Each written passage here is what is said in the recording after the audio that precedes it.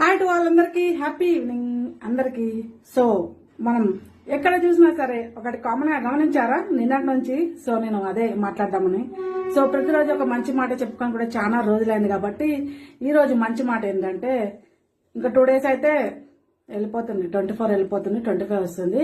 So అందరికీ happy new year చెప్తాను అనుకుంటున్నా. నో హ్యాపీ న్యూ ఇయర్ అనేది మనకి ఇంగ్లీష్ క్యాలెండర్ చేంజ్ అవుతుంది, మన తెలుగు సంప్రదాయం ప్రకారం మనకి ఉగాది. సో నేను అదిగా చెప్పేది. మొత్తం చాలా మంది గమనించి ఉంటారు, మనకి 24లో ఎవరికైనా థ్యాంక్స్ చెప్పేరుందా గుర్తు చేసుకోండి, ఎవరికైనా చెప్తారా అని అనుకుంటున్నారు. కొంతమంది మెసేజెస్ ఫార్వర్డ్ చేస్తూనే ఉన్నారు కదా.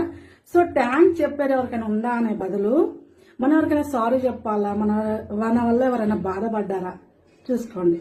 సో థ్యాంక్స్ అనేది మన సంతోషం కొద్దీ చెప్పాలనుకుంటా, కానీ మన నుంచి ఎవరైనా బాధపడి ఉంటారేమో చూసుకోండి. వాళ్ళకి